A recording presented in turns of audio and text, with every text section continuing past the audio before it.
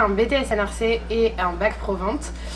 Ça me plaisait beaucoup, mais bon, je me suis rendu compte que c'était pas forcément ce qui me correspondait au quotidien.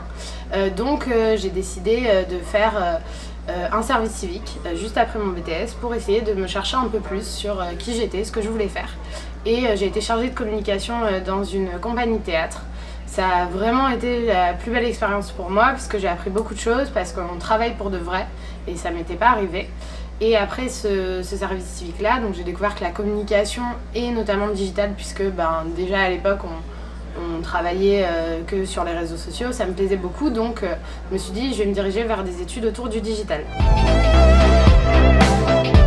Je dirais les nuits, les projets qu'on a eu, parce que là on est tous dans la même galère. Il faut tous qu'on sorte notre projet à la fin de la semaine, et donc il n'y a pas d'autre moyen que de s'entraider et de faire en sorte d'avancer ensemble. Et je pense que ça c'est les plus beaux moments, parce qu'après on a eu tout ce qui était pandémie, etc. Donc on a eu les cours à distance, c'était un peu plus compliqué d'avoir une solidarité dans la classe. Mais en tout cas, pour ce qui est de la première année, oui, toutes les nuits qu'on passait tous ensemble à faire des jeux, quand on avait des petites pauses, ou alors à griffonner tous nos ordis pendant des heures pour sortir notre projet. Ouais, c'est ça les meilleurs moments, je pense. Taroa et Lifoil, parce qu'on s'est vraiment éclatés. On était avec Larry, Sarah, Gabrielle, Roxane. Et vraiment tous ensemble on a passé une super semaine à travailler sur ce projet là.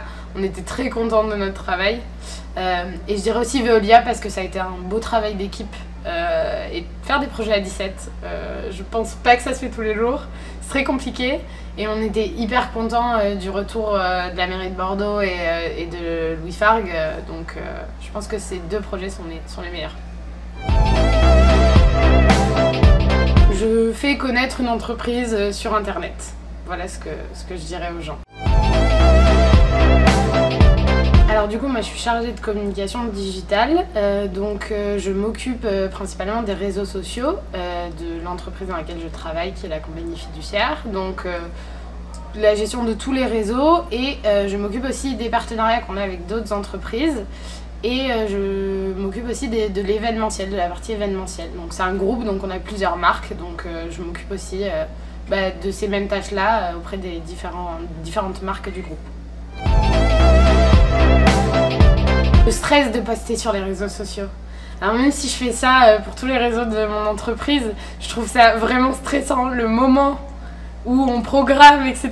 et on se dit ok, il n'y a pas de faute, ok, tout est bien carré, ok, je lance, c'est bon. Ce moment-là, j'apprécie moyen. Et les jours d'événements aussi, c'est toujours un peu stressant, et du coup c'est pas les meilleurs jours, mais je dirais la bienveillance de mon équipe, parce que toute l'équipe avec qui je travaille, on est tous soudés et on s'entraide, et du coup je suis contente de me lever le matin parce que je sais qu'on va pouvoir échanger sur plein de sujets, qu'on va pouvoir aussi enrichir plein de nouvelles choses, et que ça ira toujours dans le bon sens et que ce sera toujours très bienveillant. Donc c'est la principale chose pour laquelle je me lève le matin. Toute cette vivacité, puisque l'entreprise dans laquelle je suis actuellement est très portée sur l'innovation et souhaite vraiment aller de l'avant, et je pense que le SD m'a permis d'acquérir cette fibre-là, et c'est ce qui a plu à l'entreprise pour mon poste. J'ai réussi à évoluer dans des postes de management, et du coup donc je me vois à un poste un peu plus évolué que celui que j'ai actuellement. Sinon, je me vois dans une branche totalement différente, une vie à la campagne, et peut-être ailleurs, je sais vraiment pas ce que l'avenir nous réserve. Donc j'ai commencé en faisant du commercial, et je pensais être commerciale avec ma petite voiture, et puis au final je suis chargée de communication, donc si je devais donner un conseil aux étudiants, ce serait de rien lâcher, parce que l'alternance c'est une belle expérience, mais on oublie de dire qu'en fait on a une double casquette qui est celle d'étudiante et de salariée, et donc y a des jours où on rentre du travail après son alternance qu'on est fatigué, mais il y a des projets à terminer, mais qu'une fois que tout ça est fini et qu'on a notre diplôme, c'est que du bonheur.